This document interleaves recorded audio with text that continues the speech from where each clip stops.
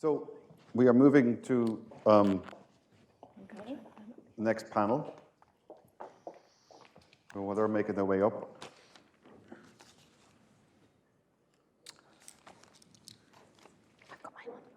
The panel are going to discuss global CSM team design. And on the panel, we have Lara Barnes, who's the Vice President for EMEA, Customer Success and Global Operations from Sitecore. Laura has over 20 years of customer management experience. She's held several senior management positions in sales and customer success across Orange, Microsoft, Facebook, Oracle, and now at Sitecore. We have Robin Smith, who's the Global Success Business Unit Executive at IBM. According to this, that Rob has only ever worked in startups, and then he joined IBM. So that's a bit of a leap. And Shirley Chapman, who is the Senior Director for Customer Success Management at Pluralsight. Shirley has over 25 years customer success experience in the IT sector and 8 years in SaaS companies. The panel is going to be chaired by a colleague and dear friend, most of the time, Prasoon Ranjan, whose career has spanned 3 continents, with time at Oracle, Deloitte, Salesforce, and most recently, he's the VP of Customer Success at Winder. Over to you, Prasoon. Thank you. Thanks, Peter. So our topic is on building global CSM teams and what plates to spin and which ones to drop. And I think it may not have been a better time than now to have that session because you have coronavirus, customers don't want you to travel. So then how do you manage a team where you want people all over the world? It was not the intent, but I think the virus has designed us to be at the right place at the right time. You have had introductions of the team, but as we go through the questions, I'm going to also ask them to talk about their experience from setting up global teams and what they have done in their own organizations and in their past. The first thing that I have, and where's the clicker? Do we have is there a clicker? Sorry.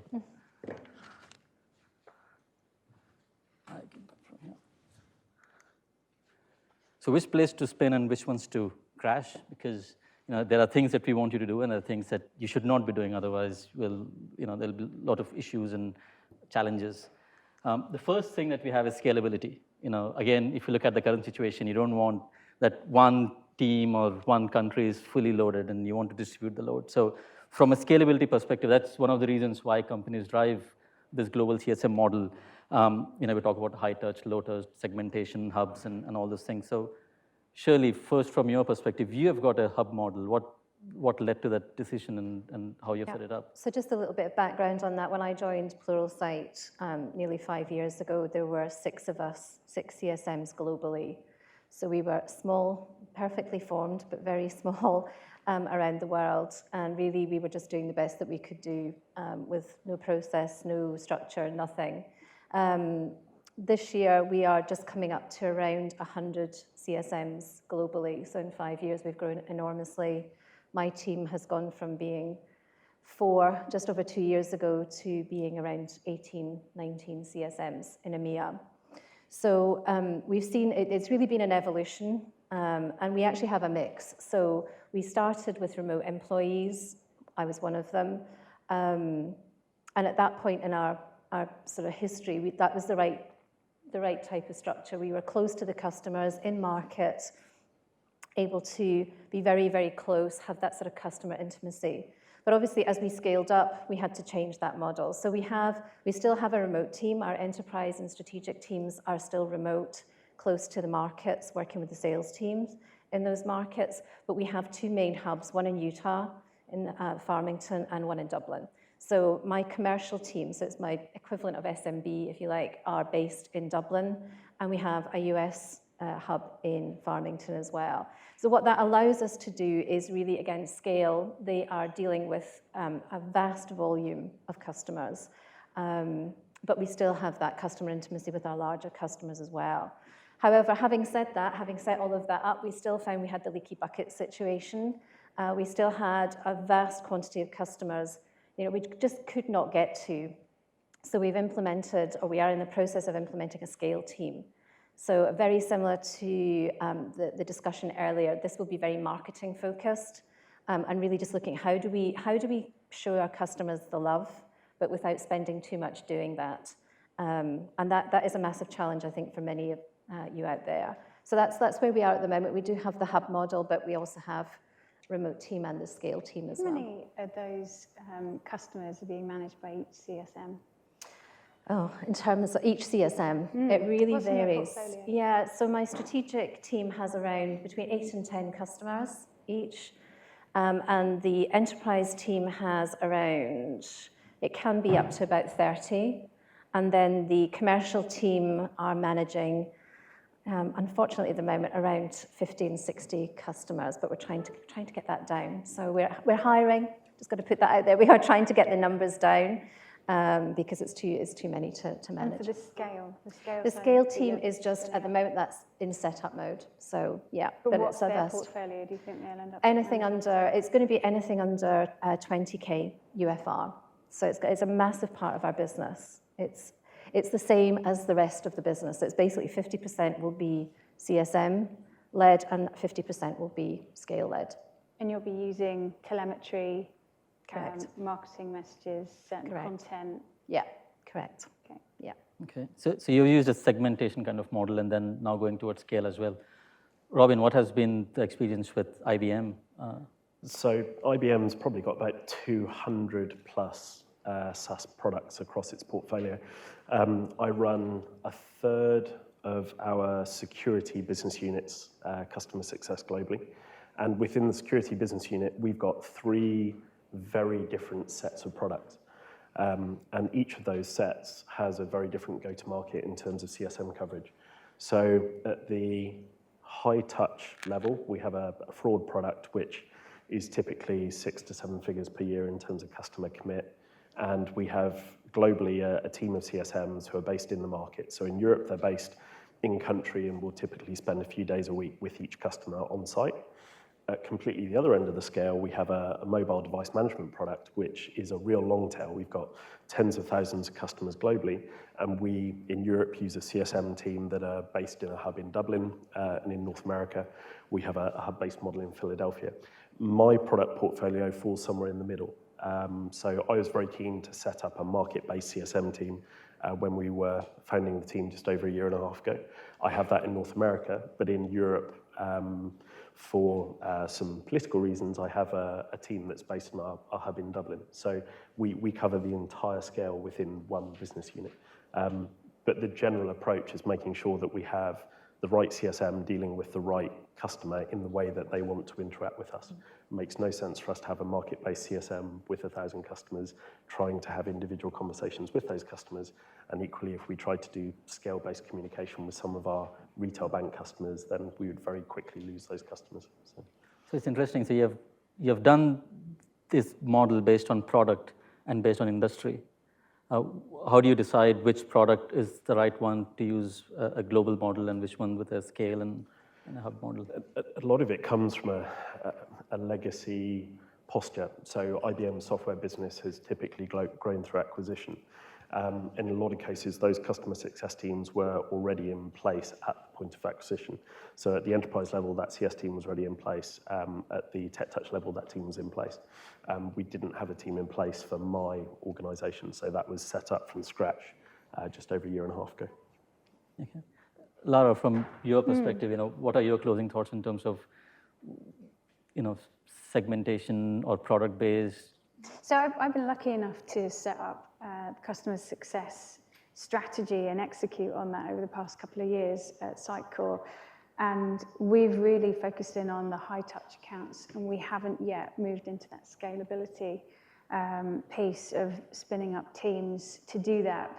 There's obviously things that you need to put in place around the data and telemetry in order for you to be able to do that properly, so customers are getting the right messages at the right times, otherwise you're just spamming them. But really it depends on what's the highest priority in your organization for you to really ensure that you're providing the right customer support overall. And you can't be everything to everyone with such limited resources. So it is about ensuring that you've got the right things in place before you do start scaling out. And we've talked about the scale team, and which ways we should do it. And we've got multiple models. And we've come up with one which we really want to put forward and to deliver upon and execute coming into the past mid-year. But there's still a fear around when we open it up, what are we going to get come back to us? Because there's thousands of customers. And do you find, because of the nature of the business and what you do, that you're setting higher expectations on your teams because of the fact that you design and build marketing software? Do you feel that you're more responsible for making sure the message is on point? Yeah, because you're going out there and you're selling this software which is meant to solve a lot of these problems where most of the time you're not adhering to it internally. And it's a challenge because you're needing to be able to put the right things in place, and it's like a big step. You don't want to go there until you really believe, or you're at a point in 80% there that you know that you can deliver for those customers, because ultimately the reason we're all in it is because we want to be driving customer success. And everybody that you deal with are individuals themselves. It's their job. They're trying to deliver for their own companies, and you don't want to let that person down. So yeah, you want to do it at the right time with the right resources, the right strategy, and it's all about the resources you have and how you use them. Yeah. The next thing is around ownership and alignment. I mean, we have talked about global accounts and who should own those accounts. With my own experience, at Salesforce, we used to have a global account model. I used to be based in Salesforce, India, and my global CSM used to sit right next to me, but I had absolutely no idea what he was doing. He would never share anything about his accounts. And we would always tell him, why don't you come and talk to us about, how is Unilever or Philips doing customer success and how they're using the product. But, he was always switched off saying, no, we are a different team and it's my account and you can't get into this. So Lara, what has worked for you? And you have set up teams in EMEA, and I'm sure that you've had teams, companies, customers who have headquartered in London, but offices elsewhere. How has ownership alignment worked for you? Yeah, I've seen it work in multiple ways, actually. So when we were at Oracle, they had global account managers that we would work with locally. I was managing the renewals for B2C in Oracle Marketing Cloud. So we were working closely with those individuals depending on what their comp plan was that specific year. So were they driving the renewal or were we driving the renewal? So it was a real different mix. And that engagement was really driven by their compensation plan. Whereas when I worked at Trade Doubler, and it was a lot smaller organization, similar numbers to Sitecore, we put in place a really good way of managing global accounts. And it's not rocket science. You just need to put the right things in place to drive the right results. And those really were having, for Expedia and Dell and some of our global accounts, having somebody who really owned that account from a CSM level in one country where that contract really resided. And then it was getting buy-in from the individual MDs in the other countries where that customer was also trading, was to get some time with a CSM in that country. And a lot of the time, there's challenges because those specific countries are not particularly big budgets for that CSM. So in terms of their priority list, it would come right down. But because we could utilize the MBOs or their specific personal objectives as to how they actually were compensated, and we would make them more fruitful for that particular global account, and we could use those. It worked. There was a balance. So we would have the global account manager working with those individual accounts, those account holders in those countries, and they would pull together those global meetings. And then on a local basis, those individuals had a responsibility to go and see those specific customers. So did you have any shared metrics then between the global account team and the local team? There were shared metrics. There was an overall metric. Obviously, we needed to retain that customer, and we needed to drive a certain amount of revenue.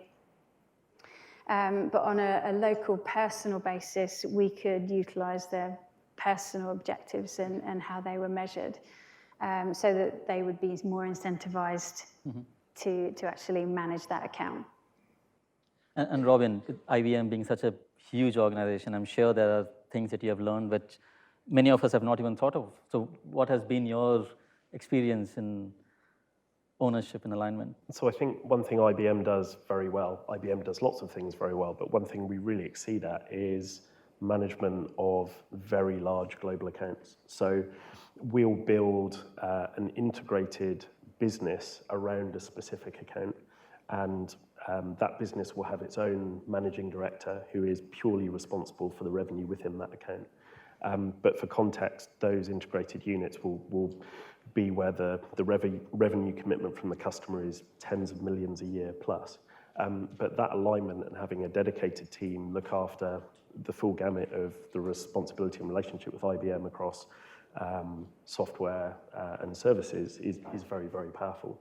And we're looking to emulate degrees of that with our CSM organization for large accounts.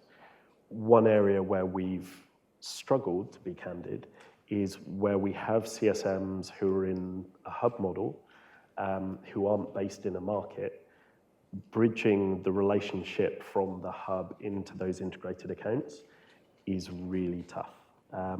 So we're kind of working not on an exception basis, but we're trying to change behavior and have those CSMs who have Snowflake large accounts in an integrated account work far more closely with that integrated business unit, traveling to the customer a lot more, and taking a bit of an unusual approach for us, where normally those hub-based employees are 100% remote. Mm-hmm. And Shirley, you have had mixed experiences. You have tried sort of both models. Both, yeah, but in different companies. So in my previous company, which was Global English, I actually just realized one of our biggest customers was IBM. We probably learned from you guys how to do this.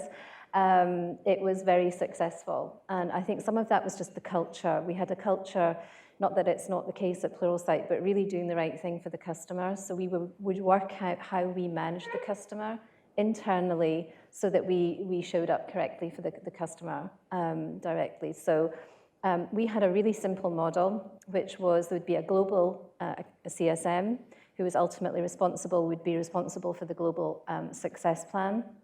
And then we would have regional CSMs. But for example, I was based in France at the time. Some of the times I was wearing a global CSM hat for my big French customers. Other times I was wearing a regional hat. Perhaps, for example, with IBM, I worked with IBM in France. I would be wearing a regional hat in that case. And ultimately, we were all working together. And I think the reason it worked was actually because of the sales side. We had a system called Revenue Assist, which meant that the salespeople locally would get a slice of the pie, basically. So that meant that there was the skin in the game for them. Therefore, it created a different culture, if I'm honest, in terms of the approach. At Pluralsight, we struggle a little bit more on that. I think ultimately it's where the revenue is. My headcount is based on my ARR here in EMEA. So we do help. We have what we call the MNC process, multinational company process. So I help my colleagues in the US and in Asia Pac. They help me, but ultimately the responsibility very much sits with the global CSM. So it doesn't, my feeling is it doesn't work as well, but I think that's just a company culture. And at the end of the day, it's where the revenue lies and who's responsible, who gets the money at the end of the day. The cash is king. Absolutely. So we have talked about when we should set up a global team versus local teams. You have talked about alignment in terms of ownership. Then it comes to operational aspects like whether global should have the say or local should have the say, the KPIs. Again, Robin, as you've mentioned, IBM has many global teams. How do you guys manage this? I've got some very, very strong opinions on this. So customer success at IBM is very much on a journey, and we have pockets of real maturity, and we have pockets where customer success is still very embryonic, both within certain silos of products, but also in certain markets. So my personal view, where my team is only a year or so into that customer success journey, is that the strategy, initiatives, KPIs, focus, incentivization, the entire gamut of what we would call the go-to-market of customer success should 100% be owned and executed by a global leadership team. The reason I say that is if we, in my experience, push the individuals and the resources, we have this horrible habit of calling people resources at IBM at times, but if we move the resources into the markets, into countries, we often see a lack of understanding in particularly some of the smaller countries around the nature of the customer success role. And it can be very easy for an individual based in a market to get heavily sidetracked by the agenda of the local country. And we can lose the focus on that customer success mission. So I'm a huge advocate of that global model for relatively new teams. And we find ourselves in a cycle at the moment where we are pushing more responsibility down into the markets, and that's definitely causing some friction.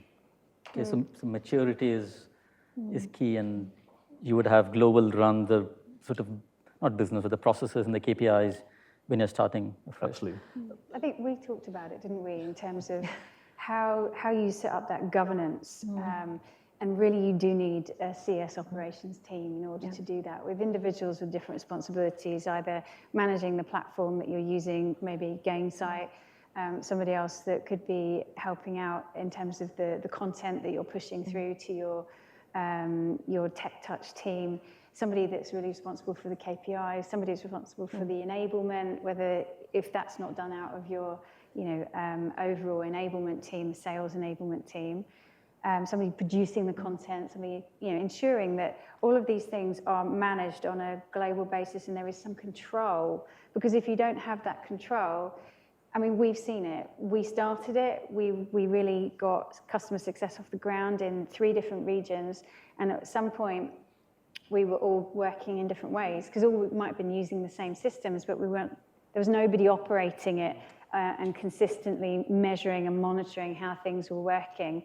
And we're still going through that whole process, but we've got 3 very coordinated leaders who are really working together. And I really feel that having that operations team is essential in a global customer success organization. Otherwise, you just can't control it. There's no control or consistency, and that causes problems. Yeah, I think it's important, though, to feel, for the individuals to feel that however they're being measured is fair. Although we have all of that, we have got a global ops team, we have 3 regional leaders who are very aligned. We have changed how the CSMs are measured. So, for example, we have regional gross retention, because the gross retention in the US is very different to the gross retention in APAC. I'm just sitting in the middle somewhere. So we have realigned actually how they're measured and their KPIs based on the region. There are different challenges, for example, in APAC than here in EMEA. But I think fundamentally it feels fair because we've done that groundwork. We have our operations team helping us get the insight into the data, into what those differences might be. And that helps us as leaders to lead to those differences as well. And from my own experience, again, at Salesforce, India had it was a fairly small business for them at that time. We had only 3 CSMs. And the mandate that I was given by my global head was, you can do whatever you want. This is what you're going to get measured on. These are your metrics. And this is the process that we have. Now, you can figure out whether you want to change this process for your local experience, but you have to meet these metrics. And you cannot, have designated CSMs when the customers are not paying for it. So, you need to know where the balance is. But it was a mix of, define the KPIs, tell them what the KPI is, tell them these are the processes, and, try to see how it, exactly, yeah. And it was a small business. Just like the exactly, yeah, panic internally. The next thing is building the team. We want a team of superheroes, and we want to make sure that we have got the best team locally and globally. But we know that we can't have the same kind of team everywhere. Robin, again, with a brand name like IBM, you'll have a huge talent pool, both internally and externally. How do you build these teams when it comes to global and local? So that represents some really kind of unique challenges. So of the 4 or 5 teams that I've set up over the last 4 or 5 years, a majority have been from internal hires. So, I think we just released our annual report, but at the last count, we employ in the region of 350,000 people globally. So in a lot of cases, we're building teams from an existing talent pool as opposed to hiring externally. And it's been with varying degrees of success. So the best CSM I ever hired was my hiring partner, my HR partner in Germany, who said, when I posted the role, can I come and work for you? And she was exceptional because she had a very wide skill set covering product management, stakeholder management, and was self-sufficient in a market. Equally, we've taken a lot of salespeople into CSM roles, and I found that where they are what I would call quite coin-operated, they haven't been the right fit for the role.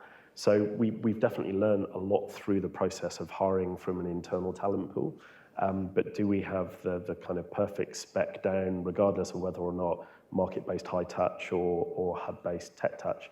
Not quite yet, but certainly a lot of experience during the process of setting up those different teams. And if I can take it from there, then the training probably becomes an important aspect. You want to make sure that these people who are coming from a completely different function can be trained. Shirley, from your example, you have hubs in Farmington and Dublin. How do you ensure that the teams are well trained? Yeah, so we have everybody goes to Farmington for onboarding currently. Well, they used to until this week. This was the first week that didn't happen. So we have got a very standardized introduction to Pluralsight, but that's more general company onboarding. The actual onboarding of the CSN, I was really impressed by the previous presentation. We pretty much do on the job, so people just get on with it, to be honest. But we do have knowledge hubs. We have a very good website specifically for the customer success managers that they actually manage themselves. So if somebody finds something, they're responsible for getting it up there on the website. We have got playbooks. Somebody mentioned earlier about playbooks not being a great thing, and I agree with that. I don't want to be so prescriptive that I'm telling them, exactly what to do, but I think they do need some sort of guidelines. So we have just launched, relaunched our global playbooks at our revenue kickoff earlier in the year. And I think that's important as well, just to give people some sort of guidelines. We are heading towards CSM certification, but internally as well, again, very much along the lines of the previous presentation, but we do things like buddying up. My team managers are responsible for performance. There's lots of different angles on that, I think. We do use Slack a lot, way too much. I have one Slack channel for my CSM team. They're part of millions of others, but I have one, and that's our area of trust, where they can ask anything, say anything, comment on anything. There is nothing that's off limits, even if it's just sounding off about something happening. They can trust that that's not going to go any further.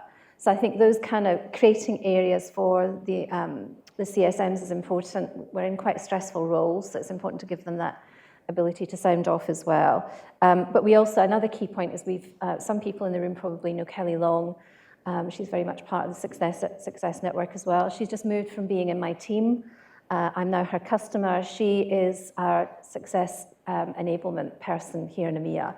And I'm just super, super excited for what she's going to bring, because she's out in the network trying to gather best practice as well, so that we can actually make the most of that. Because I've been asking for specific CSN enablement for years. And I think I'm really excited what that's going to give us as well.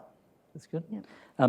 Lara, you have set up so many teams. I'm sure you have your best people and favorites, and you want to replicate them like the Matrix, No, that's what I've done. And I've just felt extremely privileged to have an opportunity in my career to do it, to set something up from scratch and to cherry pick all of the amazing people that I've worked with.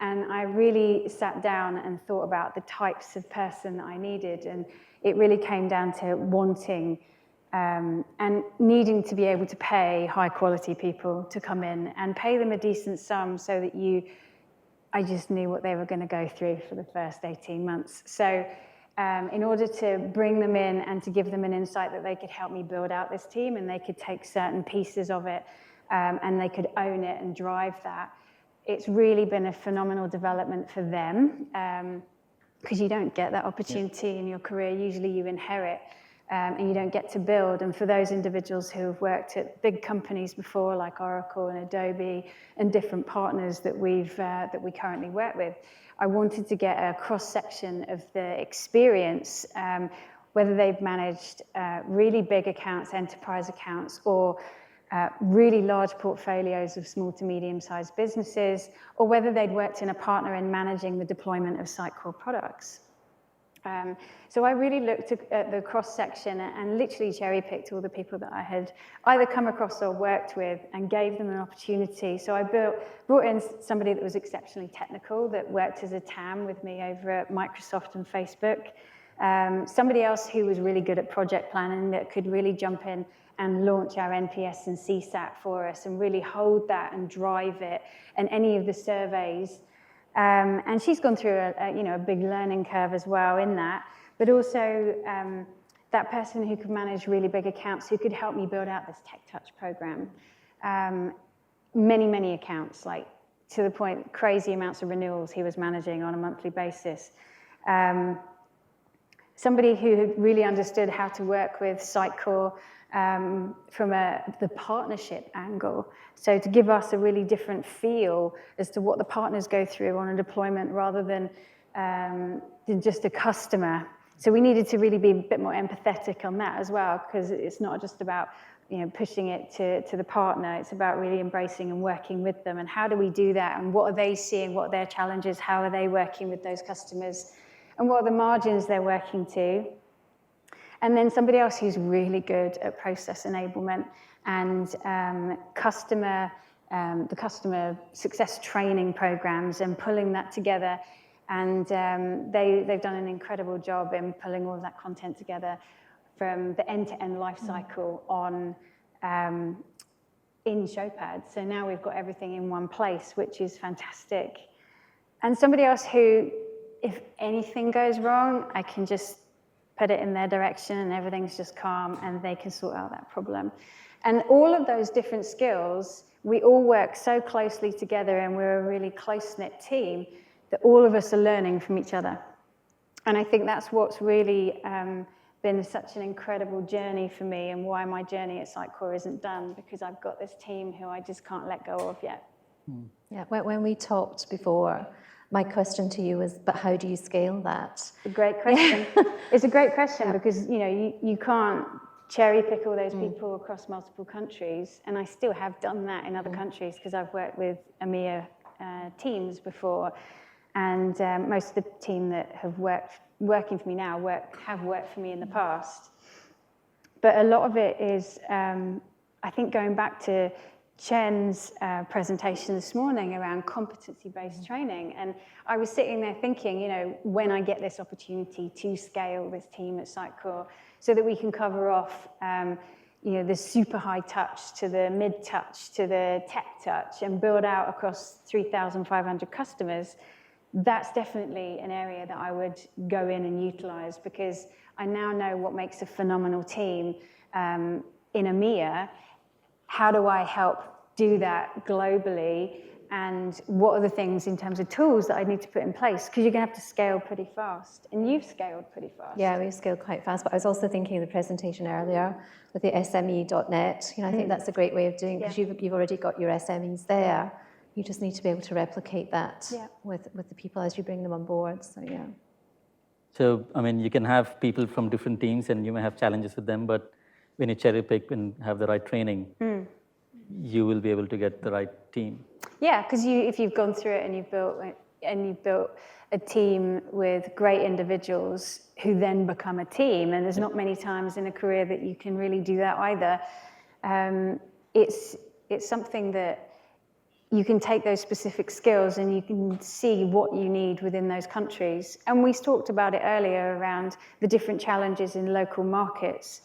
And what those specific markets may need are very different to the other larger markets. Yeah, and again, from my own experience, when I was at Oracle, I was not a CSM. I used to be in value selling and deal structuring. We had a team in India where we did something similar to, Robin, what you mentioned, where we wanted to build a team. We got someone from a services team to come and do value selling. And we had a good team here in the UK. So I actually moved back to India to help build the team. And we set up the team, we hired the right people, and the team did well. So there was, it worked well for us, and I think we are out of time. So I'm going to summarize with my last slide, which is just what to spin and what to drop. It's not a collection of everything that we have discussed here, just summary of a few things. From a scalability perspective, go with a hubs versus a centralized model. Drop is local control, because the maturity may not be there, so make sure that global is still controlling, even when you have the hubs. Ownership alignment, align with other departments. Make sure that if your sales team has also got a global model, you have a CSM as a global model.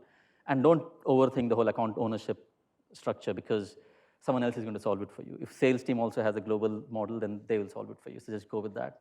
Operational KPIs, build local excellence with local resources, but don't have them do everything, because if you have a local resource sitting in one of the countries, then the expectation will be this person can do everything for us. But make sure you're not doing that.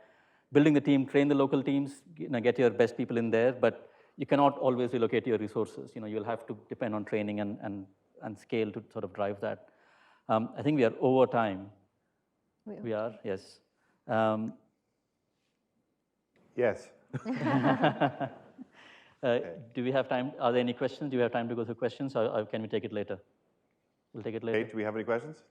Yes, questions? Not really, but it would be a great topic, so I think, yes. Okay, well, let's just cover just a couple of questions.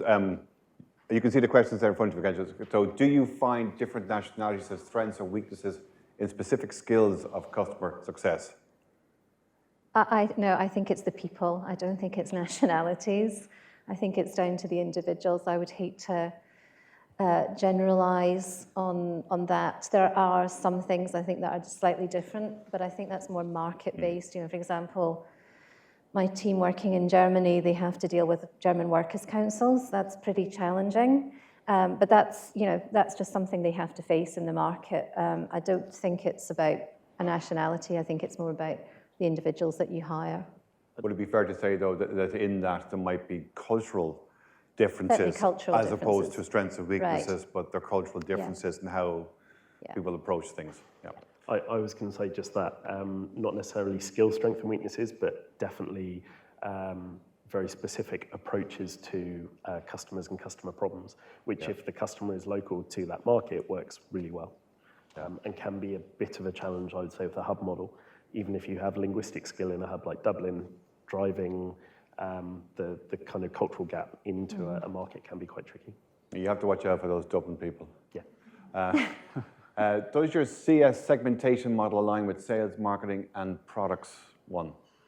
What is your advice for successful alignment between teams here? I'm assuming that's on a global level.